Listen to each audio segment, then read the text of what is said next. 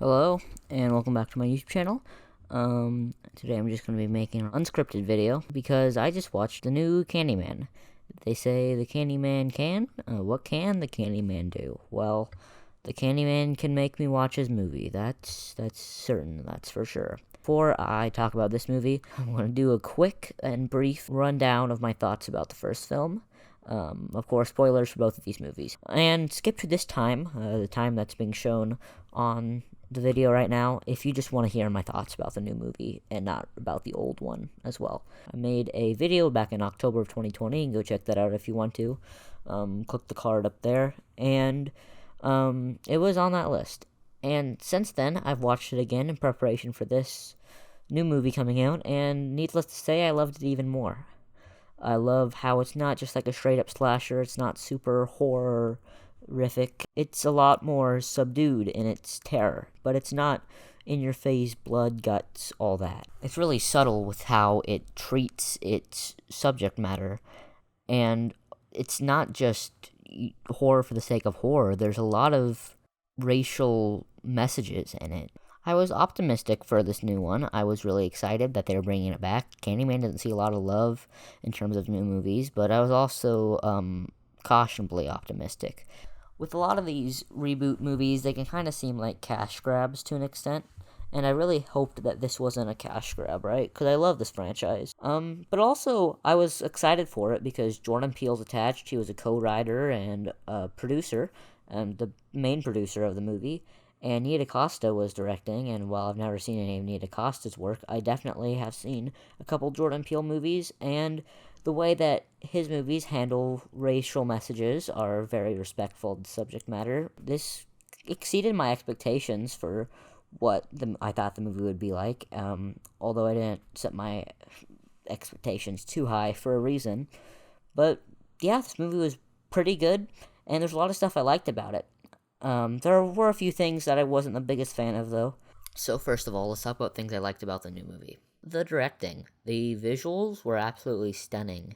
A specific part I liked about the visual style were when they are doing sort of lore expositions about the lore of Candyman and the stories of the different Candymen.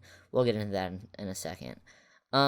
They use this sort of, you can see this in the trailers too, this sort of vignette, like, shadow paper puppet style, and it was a really visually striking style. Speaking of the lore and the Candymen, they expanded on the lore from the first one. The first one, Candyman, was just a person, right? He had a backstory. He had a reason why he was the Candyman, and it had to do with, bunch of white men chasing him into a field, covering him with honey, and the bees stung him to death, right?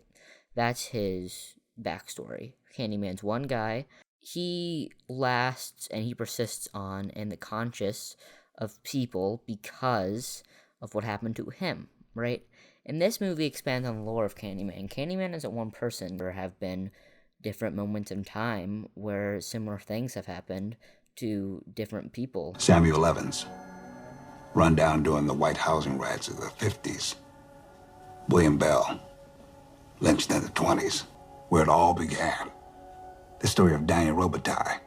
How it's sort of inevitable that another thing is going to happen to another person that's very similar to what happened to loads of other people in the past, and the stories about Candyman will continue on in the collective consciousness of everybody. I like that it wasn't trying to hide its ties to the original. It heavily featured Helen in the story, not as a person, but sort of they talked about what happened to Helen and how Helen, quote-unquote, went crazy, and that's what the whole first movie's about. And it tied in heavily to that.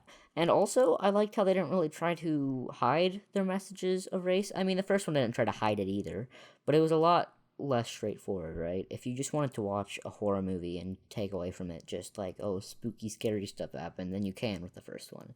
This one is a lot harder to do that because there's, like, very direct mentions and very direct scenes of, brutality against people of color, right? That's very heavily a underlying theme in this film, and it's really hard to ignore. So it's a lot more straightforward about its messages in this film, which isn't necessarily a good or bad thing, but it works very well in this film and allows certain scenes and moments in the film to flourish. So now let's get into stuff that I didn't like so much. And right off the bat, I do have to say that I'm not the biggest fan of how they sort of tied this character into the history of Candyman. If you've ever seen the first film, you know a very important part of the film is the baby that gets abducted. And it's not really mentioned throughout the film until not super close to the end, but closer to the end, that, oh, this guy that we've been following the whole movie is the kid from the original Candyman, is the baby. Like, I understand why they did it. I understand why they made the Anthony the baby from the original. I mean, it was foreshadowed. I mean, his name's Anthony. The baby from the original's name is Anthony. It's kind of supposed to be like sort of like a plot twist, gut-wrenching moment like that, where it's like, oh man, he was the baby the whole time. But it's not that hard to figure out. It doesn't really make sense story-wise besides, oh, it's cool that he was the baby the whole time. But I did like the scene where it was revealed. So it was emotional, but it just didn't make very much sense in terms of the film itself. And that's why I was kind of confused by its inclusion. But yeah, it had to tie into the original Candyman somehow, and that's how they did it, which I'm not the biggest fan of. Also, in terms of tying into the original Candyman, they didn't do a very good job tying into the character from the original Candyman. Most of the flashbacks, or when you see this guy hallucinating the other Candyman, he hallucinates this 70s version of a Candyman, this other Candyman that we weren't introduced in the first film. Finally, near the end, where it's revealed that, oh, there's several Candymen, not just this one guy from the 70s. We're introduced here to the original Candyman, the one Helen was investigating. And then after that, he's never seen again until the very end, when it's kind of just like a brief cameo. That's the end of the movie, right? I just wish they showed him more. Like, he's such a recognizable face and such a cool character. I wish they would have, flashed back to that version of Candyman and not this weird new one. The one killing that I think was super duper unnecessary, there's a high schooler that was introduced earlier in the movie, and it's kind of just like a weird thing, and then she's reintroduced and coaxes a bunch of her friends to summon Candyman, right? And I just think that's so unnecessary. There's no reason for it to be there besides to just be whole horror filler, right? Like, they didn't really even try to tie it into the central story. The ending kind of came out of nowhere.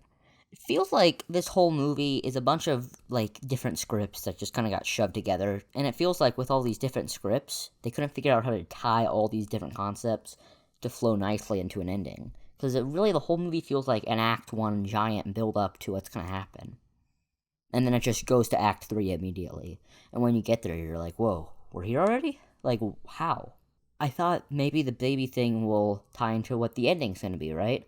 Because why else would they reveal this really close to the ending unless they're going to tie in the baby thing to the ending? But they didn't. They didn't. Just in the ending, this nice guy who was at the laundromat kind of sort of functioned as our sort of exposition dialogue character who is like, oh, I know the stories of Candyman. These are all the stories about the different iterations of Candyman.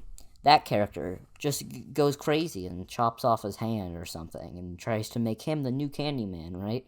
But why? There is no reason for this to happen. It just happens. And overall, I think those are my thoughts about the film. I don't hate it, but it's not as good as the original. I think there's some things that weren't as great. So not only is it a horror movie that is horrifying in some moments, it's just blood, guts, that kind of horrifying, but also horrifying in terms of a social stance. And that's what made the original Candyman so great, in my opinion. And it captured some of that magic, but some of it kind of fell by the wayside. Like a lot of the stupid people on rating sites, the audience, not the critics, who are like, oh, this movie is just race. It's just about race. It took a really good horror movie and it made it not scary and just about race. Shut up. Shut up. You're an idiot. You've never seen the first one if you think that. Because the first one is about race. I do recommend this film. Even if you are new to Candyman, I'm sure you'll like it. It made a lot of money in the box office. A lot of other people liked it. $22 million, that's really great. First opening weekend, that's great, especially for post-COVID. I'm giving this one a 7 out of 10, definitely pretty good, and I would recommend it to fans of the original or newcomers to Candyman. And yeah,